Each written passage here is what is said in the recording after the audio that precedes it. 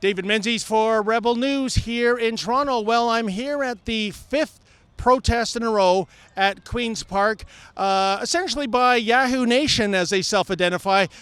As you know, Doug Ford, the Premier, called them a bunch of Yahoos after the first demonstration, and then he insinuated that they were traitorous. He looks upon an upside-down flag as a sign of disrespect to the military, and said he would even pack their bags to usher them out of Ontario. Can you believe that?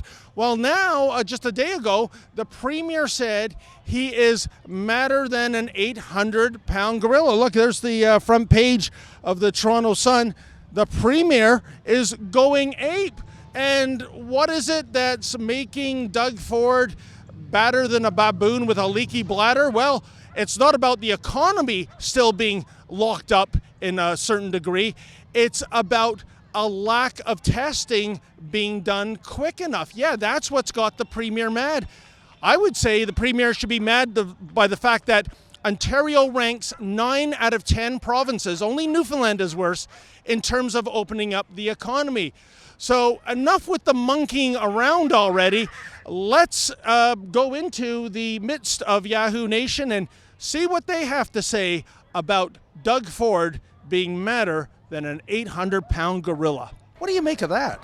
That's ridiculous. Let people go out and make their living. This is what we're angry about, because the government shut the businesses down. Whatever's going on with the whole COVID thing, it's here to stay.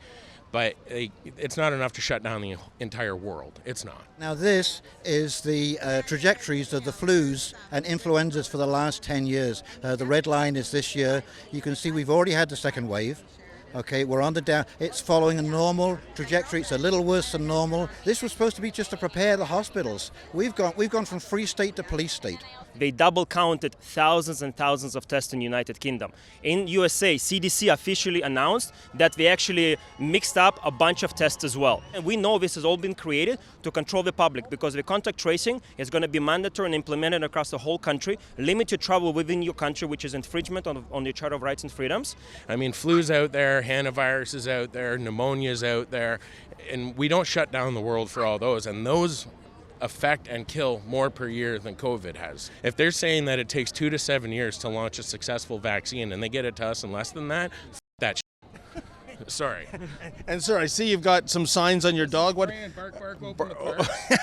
They have started to open up parks, obviously, but they're still not opening playgrounds. Kids still got to play. I mean, coronavirus isn't going to live on a playground, and you're not going to get a mass spike from kids going out and playing together. When we were kids, we all used to go to parties when kids had chicken pox. Why? So we could all get chicken pox, so we could build an immunity to it, so that it wouldn't affect us later in life. Well, indeed, I mean, there's not one reported case of an outdoor transmission, and we know the stats say that there's not a single person in this province under 20 that has died, and yet sleepover camps exist for the seniors. I'm talking long-term care homes, where 82% of the deaths have occurred. We've completely failed our elderly in this province, and now we're basing a complete lockdown on a society over the deaths of people that you failed. So how does this even make any sense? I don't understand. He's doing it to keep everyone sick, to promote the antisocial agenda that is being forced down our throats. That's why. They all embrace in this new normal in schools, being sit in a cubicle, not be able to talk to your friends, not be able to socialize with your teachers. I call it, they want to make a little obedient robots out of our children, and we cannot allow that. I was born in Kazakhstan and Soviet Union. I was indoctrinated into the Soviet propaganda.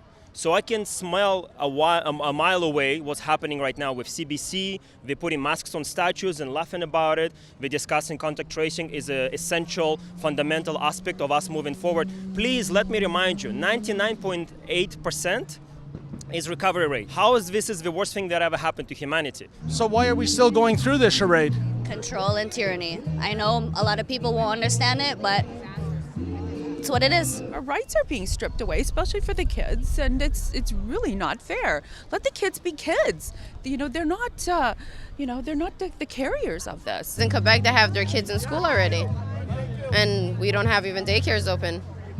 Yeah, and there was also the announcement that summer camps are being closed in Ontario. Nobody in this province under 20 has died from the Wuhan virus, so why would he cancel camp for young people like you? I don't know, but I really am upset that I couldn't go to volleyball camp this summer because my family was going to camps and I was going with my two sisters, and I'm really disappointed. Doug Ford himself has a beautiful lakefront cottage, so I would assume his children and grandchildren, they're not going to be denied the summer camp experience. He's not living in the society he's oppressing. He's living outside of it. I'm worried about the kids that live in apartments. What are they going to do? Playgrounds are closed, everything is closed, and they can't even go to summer camp. And ma'am, what are your children supposed to do? They can't go to the playground, right? What are they supposed to do? I'm working at home every day, and he's pulling at me all day long. I'm trying to remain employed, feed him and myself, keep a roof over our head, and it's just the stress is gonna make us sick. If you're sitting at home getting your communism checks, watching Netflix, it's going to run out because it needs to get made by people in the film industry. A lot of jobs.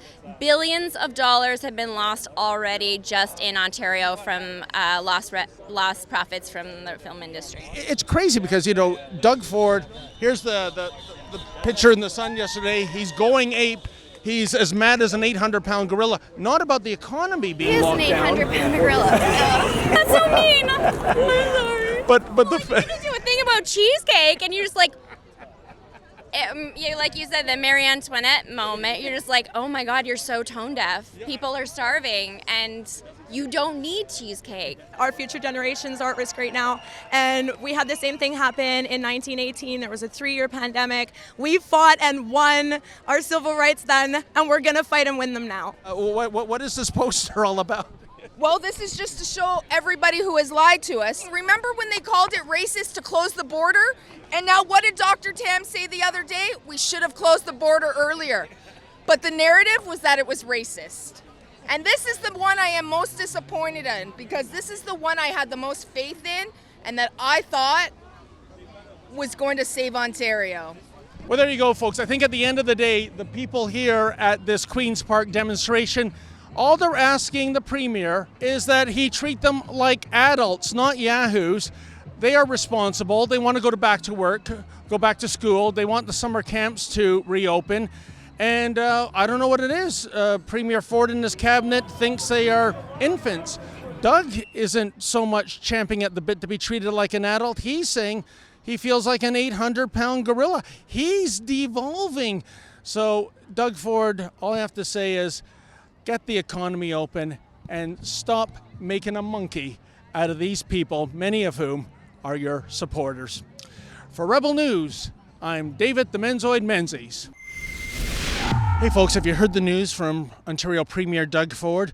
Not only is school out for summer prematurely, but get a load of this, summer camp has been cancelled. Yes, there'll be no outdoor sleepover camps in Ontario, but why? It doesn't make sense. And if you feel the way we do, please go to our petition. That's opensummercamp.com. That's opensummercamp.com. Put your name on that petition, and after we assemble enough signatures, I will deliver it to the Premier in person.